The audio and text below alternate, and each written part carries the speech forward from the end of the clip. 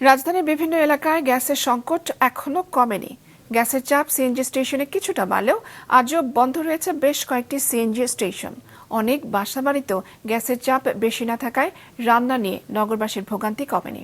বিস্তারিত বিপ্লব আহসানের রিপোর্টে।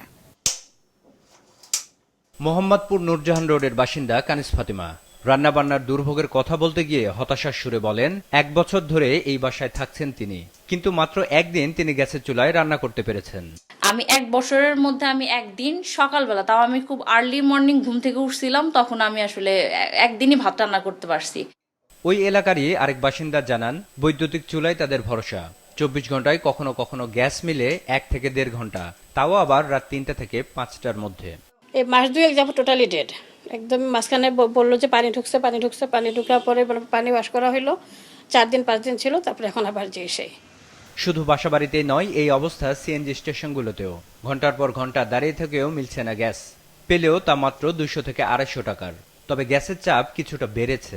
আগে ২০০ থেকে ২৫০ টাকার গ্যাস পাইতাম, এখন হচ্ছে ৩৯৭ টাকার আজকে পাইছি। ভোগান্তি হইতেছে, যেমন আমরা ৫০ কিলোমিটার চালাইতে পারতাম, ওই ৫০ কিলোমিটার চলে না এখন। ভাড়ায় চালিত যানবাহনের চালকরা পড়েছেন বেশি বিপাকে। ফিলিং স্টেশনের মালিকরাও লোকসানের মুখে। ১ ঘন্টা ১.৫ ঘন্টা বন্ধ রেখে পেছা উঠলে আবার ১৮০-৯০ উঠলে আবার দেওয়া শুরু হবে, আবার যখন নেমে যাবে আবার বন্ধ করতে, এইভাবে দেওয়া হইতেছে এখন। সকালের দিকে একটু প্রেশার থাকে, তারপরে ২-৩ ঘন্টা যখন দেয় তখন আবার প্রেশার নেমে যায়। গাজীপুরে বাসাবাড়ি ফিলিং স্টেশন ও কারখানাগুলোতে গ্যাসের সংকট কাটছে না। সাভারে কারখানায় উৎপাদন ব্যাহত হচ্ছে। প্রায় একই পরিস্থিতি সিরাজগঞ্জ ও যশোরে। এলপিজি সিলিন্ডারের অতিরিক্ত দাম রাখার অভিযোগ সাধারণ মানুষের। জ্বালানি ও খনিজ সম্পদ বিভাগ সূত্র বলছে, আগামী বৃহস্পতিবার গ্যাসবাহী জাহাজ এলে সংকট অনেকটাই কমবে। বিপ্লব হাসান, মাছরাঙা সংবাদ, ঢাকা।